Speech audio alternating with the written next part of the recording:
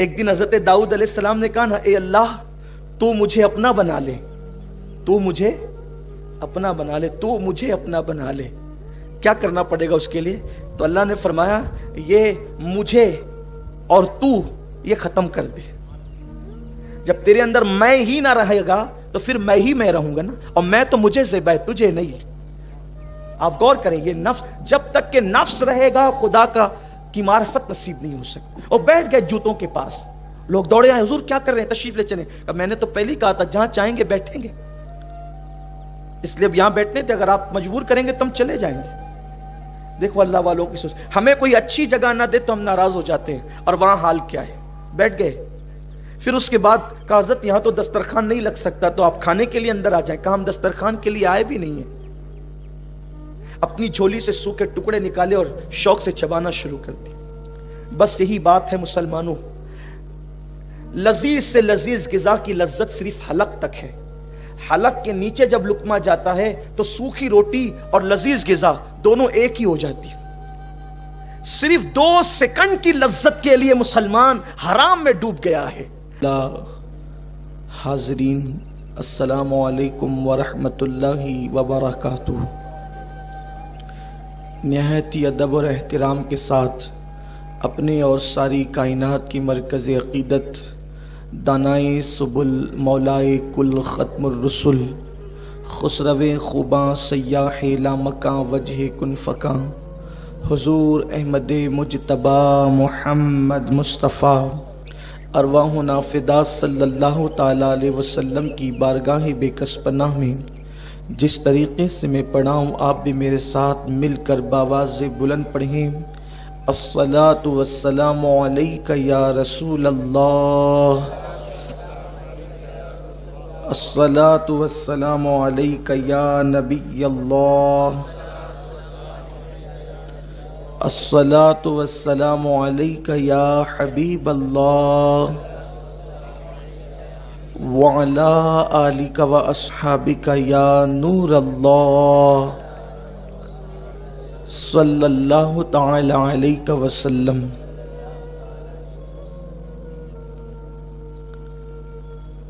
الحمدللہ آج عید سعید کا برکت والا دن ہے. بے شمار حمد اور شکر اس رب کی بارگاہ میں جس نے اپنے حبیب پاک صاحب لولاک سیاح افلاک قائد المرسلین سید العالمین جناب محمد الرسول اللہ صلی اللہ علیہ وآلہ وسلم کے صدقہ و طفیل ہمیں خوشیاں نصیب فرمائی. اس رسول پر بھی بے شمار درود و سلام، ان کی آل پر، ان کے اصحاب پر. آج عید کا دن ہے، بڑا عظیم دن ہے. جب کوئی مسافر گھر سے نکل کر منزل مقصود تک پہنچتا ہے تو اس کو خوشیاں نصیب ہوتی ہے. اللہ تبارک و تعالیٰ نے روزے فرض کیے اور اللہ کی توفیق سے ہم نے روزے رکھے، تراویح پڑھی، نمازیں ادا کی، سحر و افطار کی برکتیں لوٹی، اور اب ہم اللہ کی بارگاہ میں اس کی دی ہوئی توفیق سے سجدہ شکر ادا کرنے کے لیے یہاں حاضر ہے. ہر قوم کے یہاں عید کا کوئی نہ کوئی تصور ہوتا ہے، ہر قوم کے یہاں کوئی نہ کوئی تہوار ہوتا ہے. اسلام نے بھی خوشیاں تقسیم کرنے کے لیے ہمیں عید سعید کا حسین و جمیل موقع عطا فرمایا ہے. لیکن دنیا کی دوسری قوموں اور مسلمانوں کے درمیان خوشی منانے کا بھی ایک طریقہ ہے اور غم منانے کا بھی ایک طریقہ ہے. عید کے دن بہت ساری وہ چیزیں جو اور دنوں نہیں کی جاتی، اسلام نے عید کے دن اس کی چھوٹ دی ہے، اجازت دی ہے. جیسے مثال کے طور پر اللہ کے حبیب صلی اللہ علیہ وآلہ وسلم نے حبشی غلاموں کو مدینہ منورہ کے اندر کھیل کرتے ہوئے، کرتب دکھاتے ہوئے ان کو اجازت عطا فرمائی ہے کہ تم یہ کر سکتے ہو. کسی نے عرض کی یا رسول اللہ یہ حبشی کرتب دکھا رہے ہیں. اللہ کے رسول نے فرمایا چپ رہو، آج عید کا دن ہے. کوئی دف بجا کر کے خوشیوں کے گیت گا رہا تھا. کسی نے شکایت کی یا رسول اللہ یہ بچے دف بجا رہے ہیں اور خوشیوں کے گیت گا رہے ہیں. हुजूर फरमाते हैं इन्हें खुशियों का इजहार करने दो क्योंकि ये हमारी ईद है।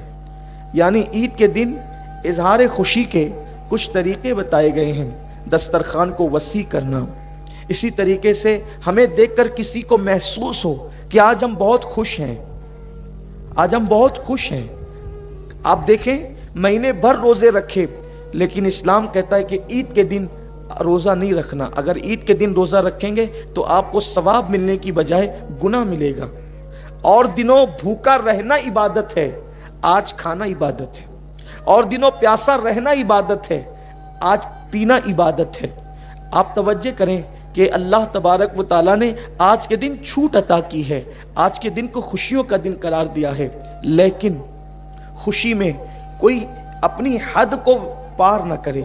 इस्लाम ने हर चीज एतदाल से अता की है। एक ईद है हमारी, आज उस ईद के मुतालिक बहुत मुख्तसर, ताकि हमें वक्त पर नमाज भी शुरू करना है, बहुत मुख्तसर अर्ज करूं कि नबवी ईद क्या है। मुस्तफ़ा जान रहमत सल्लल्लाहु अलैहि वसल्लम ने किस तरीके से ईद मनाई। आकाए करीम सल्लल्लाहु अलैहि वसल्लम ने फरमाया इस्तिताअत के मुताबिक कीमती कपड़ा पहना जाए। यानी ऐसा न हो कि आपकी इस्तिताअत है, बहुत अच्छा कपड़ा आप पहन सकते हैं, उसके बावजूद भी आप जो है वो यूं ही फटे पुराने और धुले हुए कपड़े पहन कर आ जाए। नहीं, अगर अल्लाह ने नवाजा है तो आप जो है वो अच्छे कपड़े पहने, नए कपड़े पहने, नए मयसर ना हो तब धुले हुए पहने, लेकिन कपड़े अच्छे पहने, इसलिए कि ईद का दिन है, आज ईद का दिन है। अल्लाह अपनी दी हुई नेमत को तुम्हारे वजूद पर देखना चाहता है। लेकिन माअज़ल्लाह अब ईद मुसलमानों की ऐसी होती जा रही है कि दूसरों के मजहबी त्योहारों में और मुसलमानों की ईद में अब कोई बहुत ज्यादा फर्क नजर नहीं आता। हम ईद के दिन सिर्फ एक काम करते हैं जो सुन्नत है, जिसे दुगाना कहते हैं, नमाज ईद कहते हैं। और जैसे ही ईदगाह को हम पार करते हैं फिर हम अपनी हदों को तोड़ देते हैं। अगर हमारे सरों पर टोपी ना हो, हमारे चेहरों पे दाढ़ियां ना हो, तो कोई महसूस भी ना करे कि ये मुसलमान है या नहीं। आपसे मैं पूछना चाहता हूं मेरे प्यारे आका सल्लल्लाहु अलैहि वसल्लम के प्यारे दीवानों, जिस कौम ने महीने भर तक के रोजे रखे, जिस कौम ने महीने भर तक के तरावी पढ़ी, जिस कौम ने महीने भर तक के रब की बारगाह में आंसुओं की सौगात पेश की, अगर फिर उसी कौम से ईद के बाद सिनेमा घर पुर हो जाएं, तो फिर रोजे किस चीज का नाम है? रोजा तो नाम है लअल्लकुम तत्तकून। रोजे इसलिए तुम पे फर्ज किए ताकि तुम मुत्तकी बन जाओ। लिबास भी वजूद पर इस्लामी नहीं, सर भी अब लोग बनाते हैं और हजामत भी करवाते हैं, तो इस्लामी तर्ज के मुताबिक नहीं। पता नहीं हमारे जवानों को क्या हो गया, इस्लाम की दी हुई नेमतों को अब वो अपने लिए काफी नहीं समझ रहे। इल्ला माशाअल्लाह हर चीज नहीं लाना चाहते हैं। सर का खत बनाने का अंदाज भी, जिसे आप हजामत कहते हैं या कटिंग कहते हैं, वो भी माज़अल्लाह गैरों की तरह। और फिर सिर्फ गैरों की तरह नहीं, बल्कि ऐसे अंदाज से उसको इख्तियार करते हैं कि जिसकी अल्लाह के रसूल सल्लल्लाहु अलैहि वसल्लम ने आज से 1450 साल पहले मुज़म्मत फरमाई थी। ईद के लिए खुसूसी कटिंग करवाई जा रही है। वो कटिंग कैसी है? कुछ बाल बहुत बड़े हैं, कुछ बाल बहुत छोटे हैं।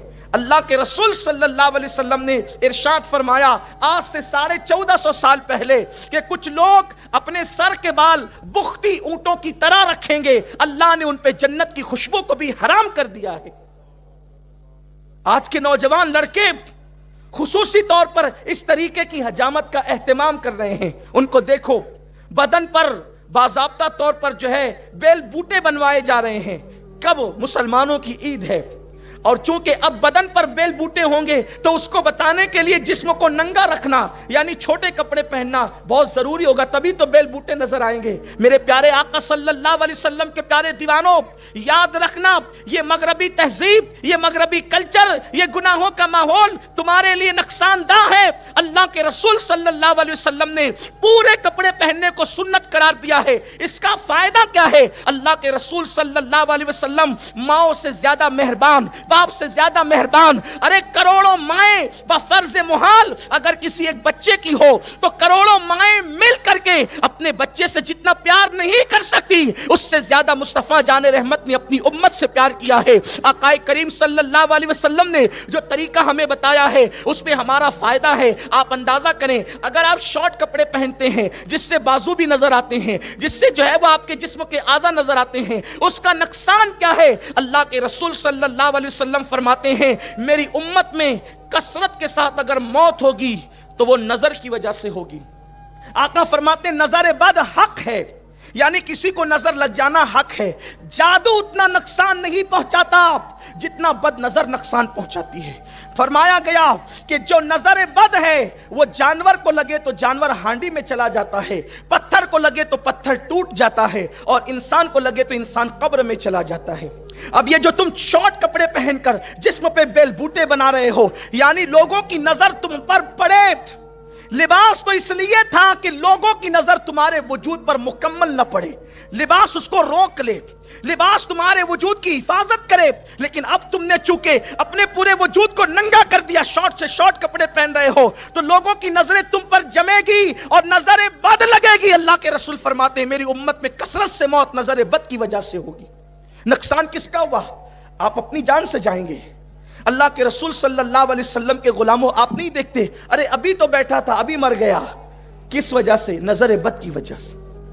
آپ نے نظر بد کو کیا سمجھا؟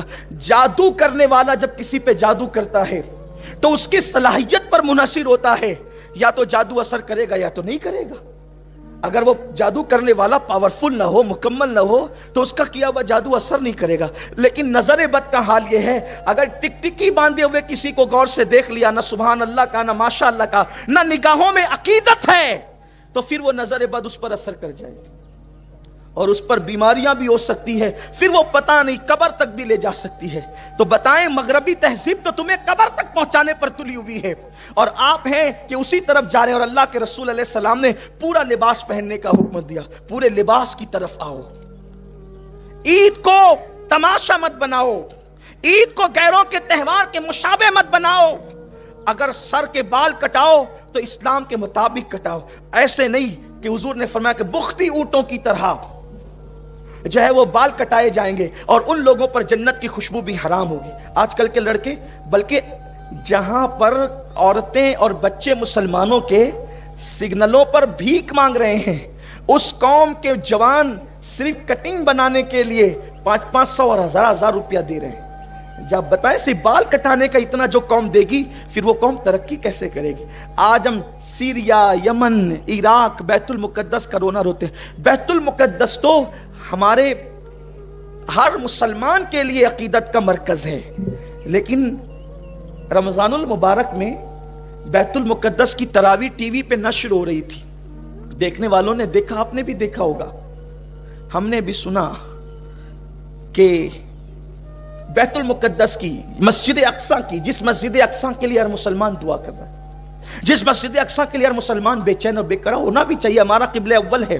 لیکن جب مسجد اقصی کی تراویح نشر ہو رہی تھی ٹی وی پر, تو دیکھا گیا کہ امام کے پیچھے جتنے کھڑے ہیں 95% لوگ ہیں, نہ ان کے چہرے پہ داڑھی ہے, نہ ان کے سروں پہ ٹوپیاں ہیں.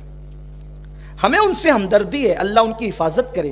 ان کے ہاتھوں میں پتھر ہے, ہم ان کے ہاتھوں کے پتھر دیکھ کر متاثر ہیں, دعا گو بھی ہیں کہ وہ پتھروں سے لڑ رہے ہیں, بندوقوں کا جواب پتھروں سے دے رہے ہیں, ہتھیاروں کا جواب پتھروں سے دے رہے ہیں, لیکن ان کو فتح و نصرت نہیں ملتی. کیوں نہیں ملتی؟ ان کے ہاتھوں میں پتھر تو ہے مگر دامن شریعت نہیں ہے. خدا کی عزت کی قسم, جن دن ان کے ہاتھوں میں شریعت کا دامن آ جائے گا, خدا ان کے اندر اتنی قوت پیدا کر دے گا کہ باطل قوتیں ان کے قدموں میں سرنگو ہونے پہ مجبور ہو جائے گی. جو ٹوپی نہ پہن سکے, انقلاب پتھروں سے تھوڑی آتا ہے. انقلاب تو مصطفیٰ جان رحمت کی شریعت پر عمل کرنے سے آتا. اور ہندوستان کے مسلمانوں کو بھی آگاہ ہونا چاہیے, اگر آپ بھی اور ہم بھی دین کے قریب نہ آئے تو اللہ نہ کرے, 1000 بار نہ کرے کہ وہ دن ہم پر نہ آ جائے جو ان کو آئے نا, اس سے بدترین دن ہندوستانی مسلمانوں کے لیے آ سکتے ہیں اگر ہم دین کے قریب نہ آئے. یہی روش رہی عید کے بعد زنا کے اڈوں پہ جانے کا پلان, عید کے بعد سنیما گھروں کو آباد کرنے کا پلان، عید کے بعد عیاشیوں کے اڈوں کو آباد کرنے کا پلان، عید غیر مسلموں کی طرح کافروں کی طرح منانے کا انداز، فضول خرچی، عیاشی، جوے، عید کی چھٹیوں کے اندر یہ ساری گندگی کرنے کا پلان اگر یہی رہا تو یاد رکھنا میرا رب فرماتا ہے ان اللہ لا یغیر ما بقوم حتی یغیر ما بانفسہم، کہ اللہ کسی قوم سے اس وقت تک نعمت نہیں چھینتا جب تک کہ وہ قوم خود ایسے حالات پیدا نہ کرے۔ بس اپنی گفتگو کو سمیٹتے ہوئے دو باتیں عرض کرتا ہوں۔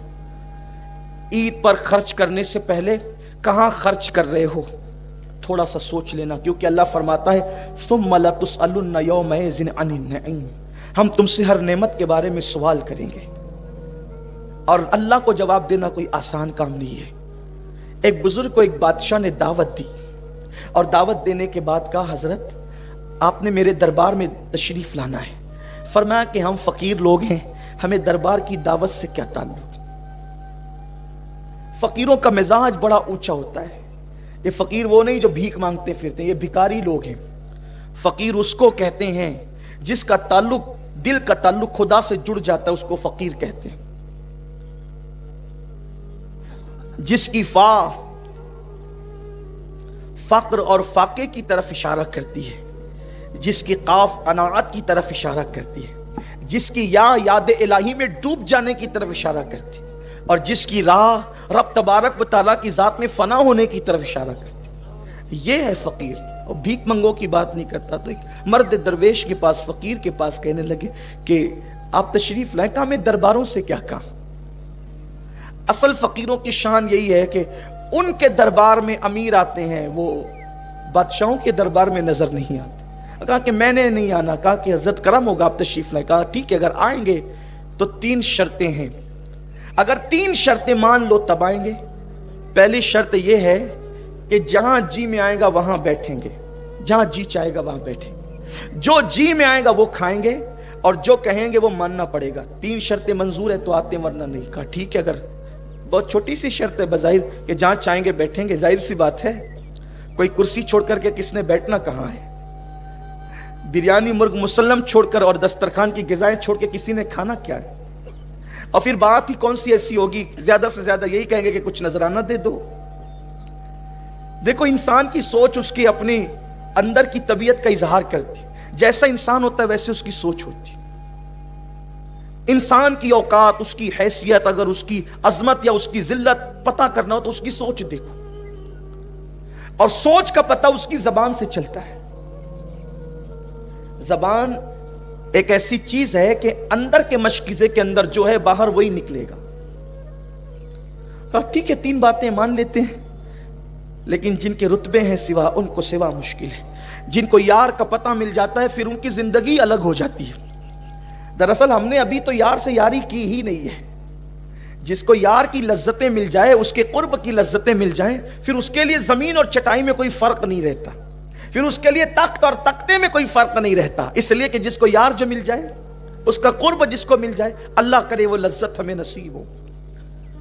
تشریف لائے تو پہلے سے لوگ آ کر بیٹھے، تو کہ بادشاہ کی دعوت جو تھی، بادشاہ کی دعوت تھی، لوگ پہلے سے آ کر کے بیٹھے تھے اور کرسیاں بھر چکی تھی۔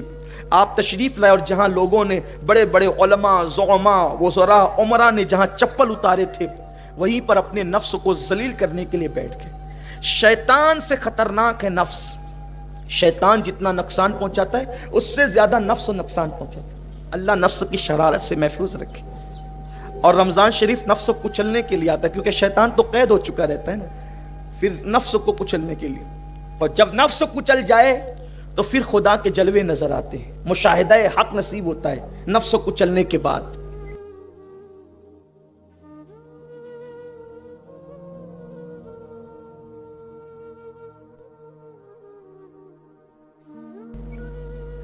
ایک دن حضرت داؤد علیہ السلام نے کہا نا، اے اللہ تو مجھے اپنا بنا لے، تو مجھے اپنا بنا لے، تو مجھے اپنا بنا لے۔ کیا کرنا پڑے گا اس کے لیے؟ تو اللہ نے فرمایا یہ مجھے اور تو یہ ختم کر دے۔ جب تیرے اندر میں ہی نہ رہے گا تو پھر میں ہی میں رہوں گا نا، اور میں تو مجھے زیبا ہے، تجھے نہیں۔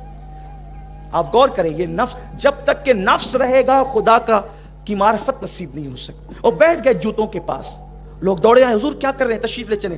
میں نے تو پہلے ہی کہا تھا جہاں چاہیں گے بیٹھیں گے, اس لیے اب یہاں بیٹھنے تھے, اگر آپ مجبور کریں گے تو ہم چلے جائیں گے.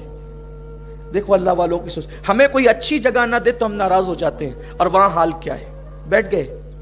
پھر اس کے بعد کہا حضرت یہاں تو دسترخوان نہیں لگ سکتا, تو آپ کھانے کے لیے اندر آ جائیں. کہا ہم دسترخوان کے لیے آئے بھی نہیں ہیں. اپنی جھولی سے سوکھے ٹکڑے نکالے اور شوق سے چبانا شروع کر دی. بس یہی بات ہے مسلمانوں, لذیذ سے لذیذ غذا کی لذت صرف حلق تک ہے. حلق کے نیچے جب لقمہ جاتا ہے تو سوکھی روٹی اور لذیذ غذا دونوں ایک ہی ہو جاتی.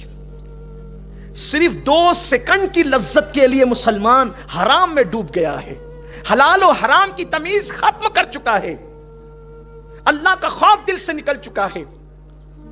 تو لقمہ لوگ ڈال رہے تھے مرگن غذائیں, لذیذ غذائیں, اور وہ سوکھی روٹی اٹھا کر کے چبا رہے تھے. جب چبا لیا اور کھا لیا, پھر اٹھ کر کے اندر آئے. جب سب کھا چکے, کہنے لگے اب ذرا چولہا جلاؤ, اس پہ توا رکھو. کہنے کے مطابق چولہا جلایا گیا, توا رکھ دیا گیا. جب توا آگ سے بالکل تپ کر لال ہو گیا تو وہ بزرگ اس لال آگ کے توے پہ کھڑے ہو گئے اور آسمان کی طرف رک کر کے کہنے لگے اللہ, میں نے حرام نہیں بلکہ حلال کھایا ہے. میں حرام کی قالین پر نہیں بلکہ تیری حلال زمین پہ بیٹھا ہوں. اور اس کے بعد پھر نیچے اترے تو ان کو کچھ نہیں ہوا.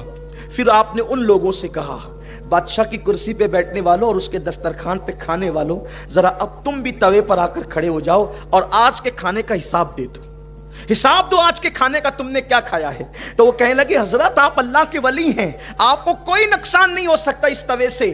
ہم لوگ ولی نہیں ہیں, ہم اس پہ کھڑے نہیں رہ سکتے. تو آپ نے فرمایا نادانو, جب تم آج دنیا کی آگ کے توے پر جو تپ چکا ہے آگ کی حرارت کی وجہ سے, اس پہ کھڑے ہو کر ایک وقت کے کھانے کا حساب اللہ کو نہیں دے سکتے, تو قیامت کے دن تو آگ کا توا نہیں ہوگا بلکہ زمین کو ہی آگ بنا دیا جائے گا. اور پھر اس زمین پر جو آگ اگل رہی ہوگی, ایک وقت کا کھانا نہیں بلکہ پوری زندگی کا حساب دینا ہوگا. اس وقت تم کون سے ولی ہو جاؤ گے؟ جب آج ولی نہیں تو اس دن کیا ولی ہو جاؤ گے؟ اس دن اس زمین پر کیسے کھڑے رہو گے؟ اس دن اللہ کو کیسے جواب دے سکو گے؟ رب کی بارگاہ میں کیسے حساب دے سکو گے؟ قرآن کہتا ہے ایحسب الانسان ان یترک سدی, کیا انسان یہ تصور کرتا ہے کہ اللہ حساب لیے بغیر اس کو چھوڑ دے گا؟ نہیں نہیں. عید کے دن خرچ کرنے والوں, سنیما گھر میں خرچ کرو گے, ناجائز کٹنگ پہ خرچ کرو گے, ناجائز مقامات پہ خرچ کرو گے, لغویات اور فواحشات پہ خرچ کرو گے. ثم لتسألن یومئذ عن النعیم, اللہ رب العزت تم سے ہر نعمت کے بارے میں پوچھے گا. کہیں یہ عید کا دن یوم عذاب نہ بن جائے, کہیں یہ مغفرت کا دن اللہ کی عذاب میں گرفتاری کا دن نہ بن جائے. احساس کیجئے. اور دوسری بات جو کہنا چاہتا ہوں اختتام پر, بلند آواز سے ذرا درود شریف پڑھ لیں, پورا مجمع مل کے پڑھیں عاشقوں کی طرح کہ عیدگاہ گونج جائے. ایک بار درود شریف بلند آواز سے. اللہم صلی علی سیدنا مولانا محمد معدن الجود والکرم والہ واصحابہ وبارک وسلم. صلاۃ و سلام علیک یا رسول اللہ. عید کیا ہے؟ میں دیکھتا ہوں کہ عید کو ہم خوشیوں کا اظہار کرتے ہیں. جب عید آتی تھی تو حضور کیا کرتے تھے پتہ ہے؟ اب ذرا یہاں دھیان سے سنیں. حضور کی نبوی عید, سنت والی عید کیا ہے؟ اگر آج ایسی عید منا لی سچے دل سے, میری بھی مغفرت اور آپ کی بھی مغفرت ہے. لیکن حضور والی عید, نمائشوں والی عید نہیں, لیڈروں والی عید نہیں, علم ظاہر کے پرستاروں کی عید نہیں, حضور کی سنتوں والے عید. جب عید آتی تھی تو حضور علیہ السلام یہ کرتے تھے کہ جتنے جنگی قیدی ہوتے, جنگی قیدی جن کو قید میں ڈالا جاتا, حضور فرماتے قصور کچھ بھی ہو چھوڑو, آج ہماری عید آ گئی, ان سب کو آزاد کر دو. حضور سب کو چھوڑ دیتے تھے, سب کو معاف کرو. یعنی عید کا دن مسلمانوں کی عام معافی کا دن ہے. اللہ فرماتا ہے فرشتوں نماز عید کے لیے جا رہے ہو نا, فرشتے بھی آتے ہیں نماز عید میں شریک ہونے کے لیے, جمعہ میں عیدین میں. تو کہا عید کے لیے جا رہے ہو نا, تو میرے بندے جتنے نماز کے لیے آئیں گے ان سب کو میری طرف سے پیغام دینا کہ اللہ تعالیٰ نے تم سب کی مغفرت کر دی, تم سب کو معاف کر دیا. ہم سب معاف کر دیے جاتے ہیں. تو اب معاف وہی ہوگا جو کسی کو معاف کرے گا. عید کے دن دوستوں سے گلے ملنے والوں, کیا ایسا نہیں ہو سکتا کہ ہم حضور کی سنت کے مطابق عید کے دن دشمن سے بھی گلے مل لیں؟ سگے بھائی کا گھر بازو میں ہے اور ہم عید کے دن نہیں جا رہے ہیں, آپ کی عید نہیں ہے، نئے کپڑے پہنے عید نہیں ہے، بہن ہے گھر میں رو رہی ہے اور آپ سے چھوٹے سے جھگڑے کی وجہ سے آپ اس کے گھر نہیں جا رہے ہیں، آپ کی سب کی عید ہو سکتی، آپ کی نہیں ہے، تو آج عید کیسے منائیں گے؟ آپ کو کسی نے کتنی بھی تکلیف پہنچائی ہے، کتنی بھی اذیت پہنچائی ہے، اس کو معاف کریں۔ کیا سوچ کے معاف کریں؟ اس نے آپ کو دکھ دیا، اس نے آپ کو تکلیف پہنچائی، اس نے آپ کو گالی دی، اس نے آپ کو ستایا، اب آپ کی وجہ سے وہ جہنم کا عذاب بھگتے گا۔ بولو تکلیف کس کو ہوگی؟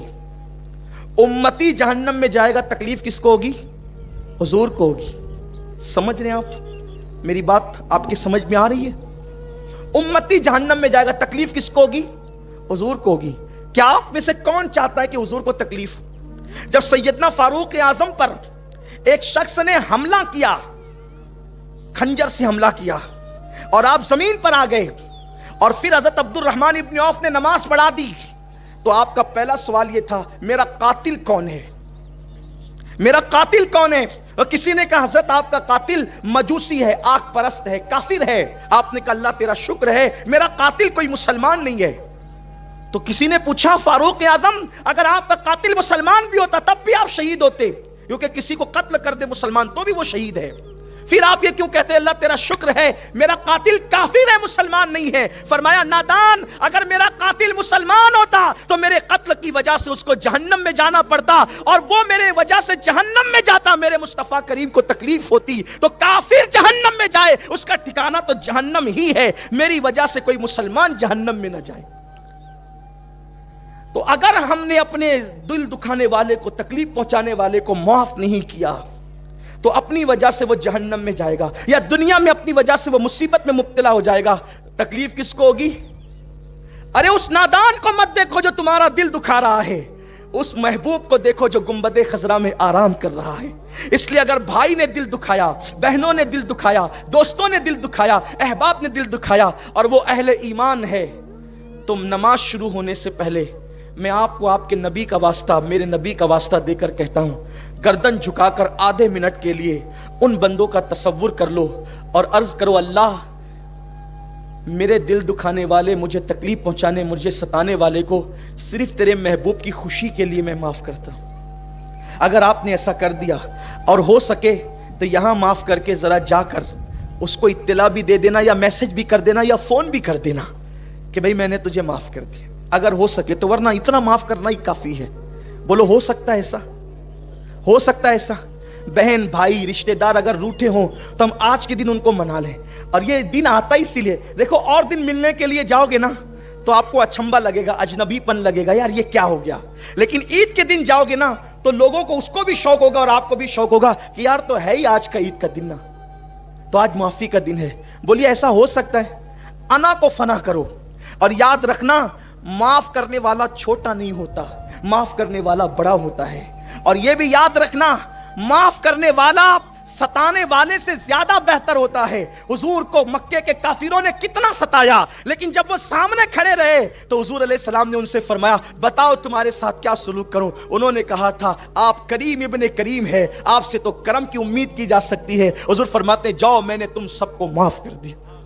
تو معاف کرنا اپنے نبی کی سنت ہے، معاف کرنا اپنے اللہ کی سنت ہے، اللہ کو معاف کرنا پسند ہے۔ ذرا ہاتھ اٹھا کر کے مجھے اشارہ دیں کہ کون کون ایسا بندہ ہے جو حضور کو خوش کرنے کے لیے اپنے کو تکلیف دینے والے کو معاف کرتا ہے۔ آدھا منٹ سب سر جھکا کر اللہ سے عرض کریں، اللہ سے باتیں کریں، میرے اللہ میں نے تیرے محبوب کی خوشی کے لیے اپنے دل دکھانے والوں کو معاف کر دے۔ کوئی ہمیں کچھ کہیں ہم اپنا دل بڑا رکھیں اور ہم لوگوں کو معاف کریں، حضور کی سنت پہ عمل کریں۔